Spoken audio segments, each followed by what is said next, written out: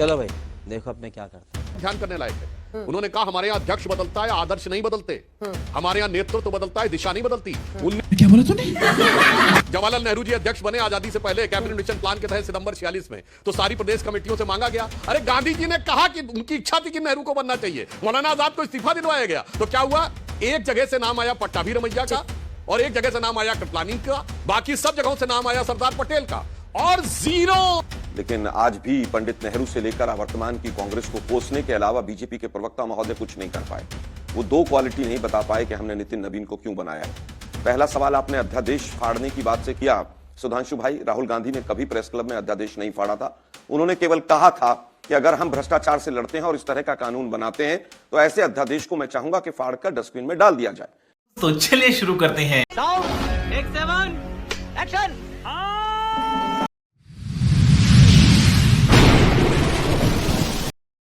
नमस्कार दोस्तों, स्वागत है आप सभी का मेरे नए वीडियो में। दोस्तों, बीजेपी के नए अध्यक्ष चुन लिए गए हैं और अब इस पर भी राजनीति शुरू हो चुकी है। बीजेपी का कहना है कि हमारे यहाँ अध्यक्ष बदलता है, विचारधारा और आदर्श नहीं बदलती, और कांग्रेस तो परिवारवाद से भरी हुई है। बिना गांधी परिवार के कोई फैसला लिया ही नहीं जा सकता। इस बात पर आलोक शर्मा ने कहा है, आपके जो नए अध्यक्ष बने हैं उनकी योग्यता क्या है ये तो पता नहीं, बस अध्यक्ष के नाम पर कठपुतली शासन चलेगा। दोस्तों, वीडियो काफी मजेदार है, आप लोग वीडियो पूरा देखिएगा और चैनल पर नए हैं तो सब्सक्राइब जरूर कीजिएगा। तो दोस्तों, बिना किसी देरी के चलते हैं सीधे वीडियो में। सवाल आपसे ये है कि इस बात को बीजेपी के नेता खूब उठा रहे हैं कि देखिए वहां तो हाई कमांड कल्चर है, और खुद मल्लिकार्जुन खड़गे जी ने जब कर्नाटक का फैसला होना था तो कहा था हाई कमांड इस पर फैसला लेगा। क्या आप ये दावा कर रहे हैं कि चूंकि पीएम ने कहा कि मेरे बॉस हैं नितिन नवीन, हाई कमांड कल्चर से एकदम अछूती है बीजेपी? ये बड़ी अच्छी बात कही आप। देखिए, भारतीय जनता पार्टी एक अद्भुत व्यवस्था की पार्टी है। खाओ मां कसम। अंजना जी, आप यही कार्यक्रम में मैं अनेक बार बोल चुका हूं। पिछले 13 वर्षों से हम ये कार्य कर रहे हैं, 13-14 वर्षों से। मैंने पहले कई बार बोला कि 10 साल बाद भाजपा का अध्यक्ष कौन होगा कोई बता सकता है? नहीं बता सकता।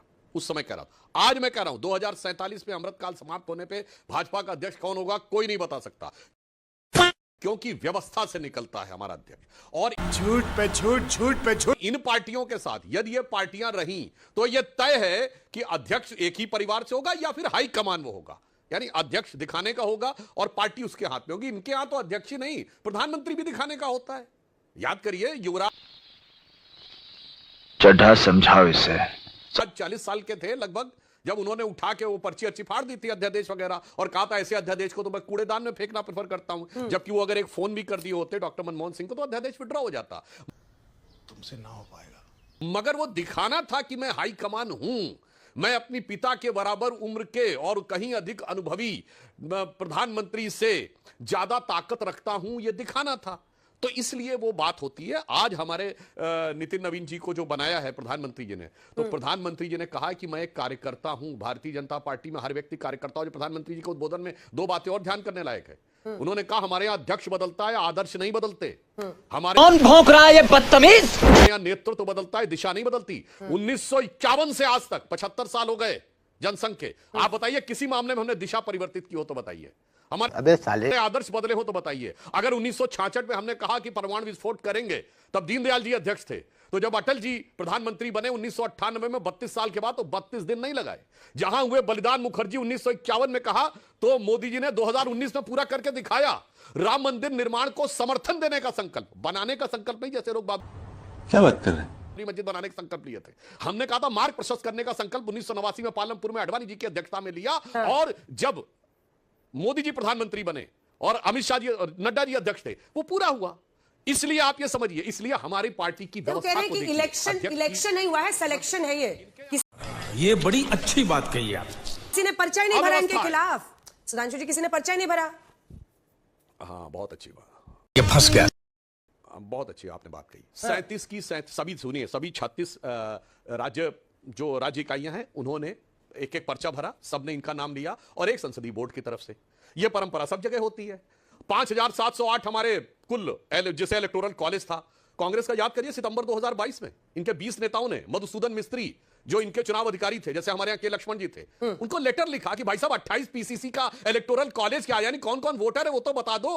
वो वोटर ही नहीं बताया गया। और इनके यहाँ कैसा होता था, फिर लोग कहेंगे पुरानी बात कर रहे हैं, जब जवाहरलाल नेहरू जी अध्यक्ष बने आजादी से पहले कैबिनेट मिशन प्लान के तहत सितंबर 46 में, तो सारी प्रदेश कमेटियों से मांगा गया, अरे गांधी जी ने कहा कि उनकी इच्छा थी कि नेहरू को बनना चाहिए, मौलाना आजाद को इस्तीफा दिलवाया गया, तो क्या खाओ मां कसम हुआ?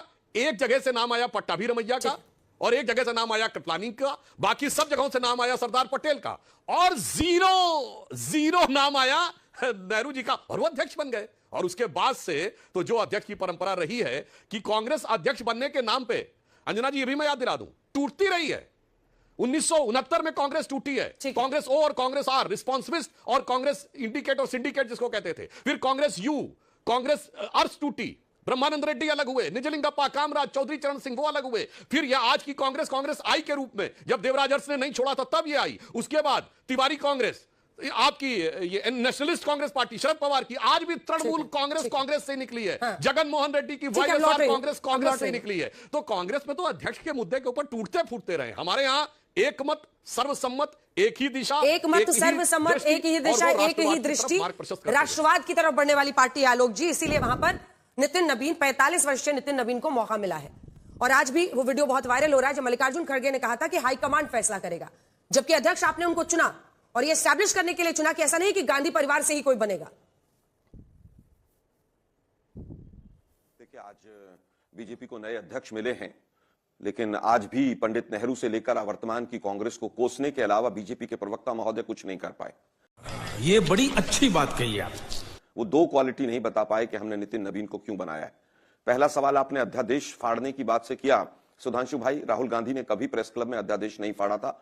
उन्होंने केवल कहा था कि अगर हम भ्रष्टाचार से लड़ते हैं और इस तरह का कानून बनाते हैं तो ऐसे अध्यादेश को मैं चाहूंगा कि फाड़कर डस्टबिन में डाल दिया जाए।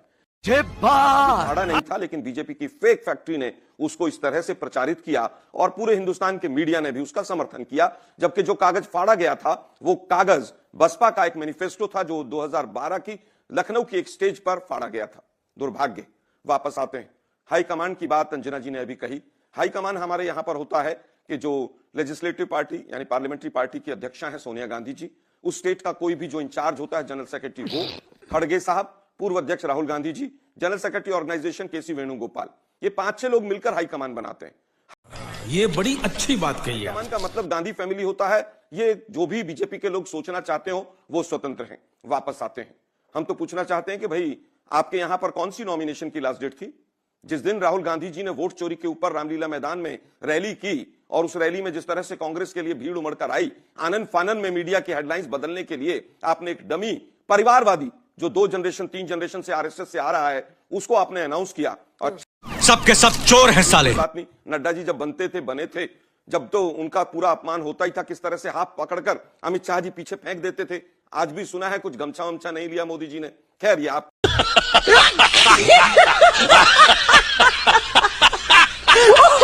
आंतरिक मामला है। आप डमी बनाए ना बनाए, हम केवल ये चाहते हैं अगर युवा बनाया है तो वो युवाओं की बात करेगा। लेकिन मैं पिछले 1 महीने से जब से उनका लगभग अनाउंसमेंट हुआ है, मैं देख रहा हूं उनकी तरफ से युवाओं के लिए कोई एक स्टेटमेंट तक नहीं। उनका क्या विजन है क्या नहीं है देश जानना चाहता है, लेकिन नहीं, पूरी तरह से केवल जुमलों के ऊपर आप देश को चलाना चाहते हैं। राष्ट्र सही पकड़े हैं। प्रथम, अरे भाई राष्ट्र प्रथम होता तो एक बच्चा डूब कर मर गया नोएडा में, आप 30 फुट की एक सीढ़ी तक प्रोवाइड नहीं कर पाते हैं। एसडीआरएफ और एनडीआरएफ की टीमें पहुंचने के बाद एक डूबते हुए बच्चे को नहीं बचा पाते हैं। एनसीआर को आप ना शुद्ध हवा दे पा रहे हैं। अभी 25 बच्चे और लोग इंदौर में मर गए। नितिन नवीन जी का सोशल मीडिया देख रहा था, कहीं पर दुख तक जाहिर नहीं किया है। तो ऐसा लगता है, और अभी तो रुको, क्लाइमैक्स अभी बाकी है। मुझे बीजेपी पूरी तरह से संवेदनाहीन हो गई है। इनके लिए नेशन फर्स्ट नहीं है, इनके लिए पावर फर्स्ट है। सनातन की बात करते हैं, हमने ये कर दिया, हमने वो कर दिया। शंकराचार्य जी के ऊपर लाठी चार्ज होता है। तुम्हें शर्म है? कुछ शर्म आया है?